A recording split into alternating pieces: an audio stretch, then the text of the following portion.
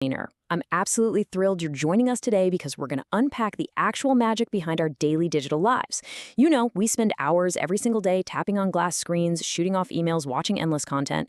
But how often do we actually stop to think about the physical reality making all of that possible? Probably not much, right? Well, today we're stripping away the mystery and looking right at the incredible physical engineering that literally connects the globe. Let's get into it. It's a deceptively simple question, right? What exactly is the internet? Okay, let's dive into this because honestly, so many of us kind of picture the internet as this invisible, floating cloud of data just hovering somewhere up in the sky. But the reality? The reality is far more grounded, way more physical, and if you ask me, a whole lot more fascinating than some magical cloud. Here's our roadmap for today's explainer. First, we'll look at the global network. Second, gateways, so ISPs and devices.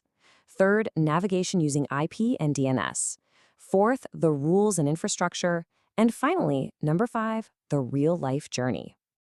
Starting off with Section 1, the global network, from basic connections to billions. Now, to truly grasp the sheer scale of the internet, we actually have to start at the absolute most basic level. Imagine just 2 computers, right? Sitting in a room, connected together with a cable, exchanging data. That's it. That is a network. But the internet?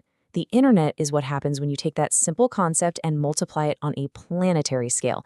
It's a massive global network formed when millions of these smaller local networks all over the world connect to each other. By doing this, it links up billions of computers, smartphones, servers, the whole shebang, worldwide, allowing us to share information from literally anywhere. And because of this massive interconnected web, your daily routine is entirely transformed. It's exactly how you check your email over morning coffee, join that video call for work, learn a new skill online, or just wind down by watching videos and doing some online shopping. This single global network is the backbone of how we communicate. It's absolutely crucial. It's our lifeline to information and, really, to each other.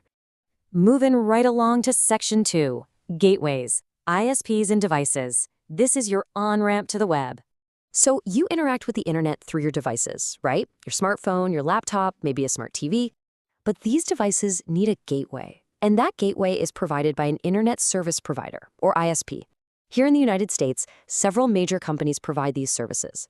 We're talking about players like Comcast Xfinity, AT&T, Verizon, Spectrum, Cox, T-Mobile, Frontier, Google Fiber, and Starlink. And they offer a whole variety of connection types to get your home online, ranging from cable and DSL to satellite internet. Now, what's really interesting about this is the contrast in speeds. Out of all these connection types we're talking about, fiber internet and 5G home internet are generally the absolute fastest options available in a lot of areas today. They are your high-speed on-ramps to the global network. Which brings us to Section 3, navigation, IP and DNS. Basically, finding your way. The whole foundation of navigating this massive network relies on something called an IP address. Basically, every single device connected to the internet has its own unique address, an IP address, something like 192.168.1.1.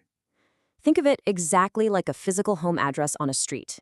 Just like your home address tells the postal worker exactly where to deliver a physical letter, an IP address identifies your specific device on the network, so the data knows exactly where it needs to be delivered. No IP address, no delivery. It's that simple. But let's be honest, we humans are terrible at memorizing long strings of random numbers for every single website we want to visit. So to solve that, we have this incredibly elegant system called DNS, or the Domain Name System. DNS acts exactly like the internet's phone book. Instead of forcing you to remember those complex IP addresses, it lets you just type in human-readable domain names, like google.com or youtube.com. Then DNS instantly works behind the scenes to convert those names into the machine-readable IP addresses that the computers actually need to connect. It is a seamless translation, and it happens in the literal blink of an eye. Okay, let's hit Section 4, the rules and infrastructure, the highways and traffic laws of the web. Now, if millions of networks are communicating all at once, there have to be strict rules to prevent total chaos, right? We call these rules protocols, and there are a few key ones you'll really need to know about. First up is TCP, or Transmission Control Protocol. TCP takes your data, breaks it down into these small, manageable packets, and makes sure they actually arrive correctly. Then we have IP, the Internet Protocol, which acts like the delivery driver, ensuring those packets get to the exact correct destination.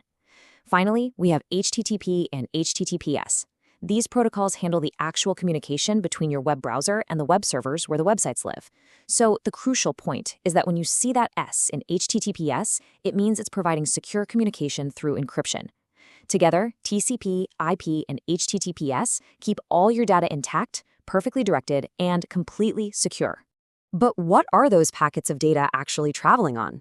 Well, this is where the physical reality of the internet just absolutely blows my mind. Most internet traffic travels through physical fiber optic cables. And yes, this includes massive underwater cables that literally connect continents together right along the ocean floor. When you send or receive data, it's traveling through these physical cables at remarkably high speeds using actual light signals. It isn't magic up in the clouds. It is literally light racing across the bottom of the ocean. How cool is that? Let's pull it all together in Section 5, the real-life journey. Pressing play.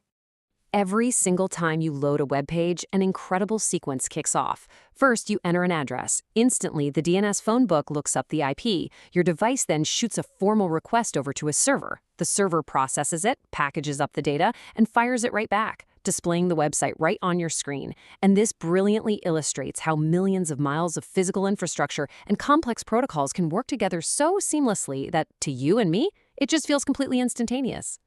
Let's apply this to something we do all the time, watching a YouTube video. The exact moment you press play, your phone sends a request out into the network. The YouTube server receives it, packages up that specific video data, and sends it hurtling back through the internet.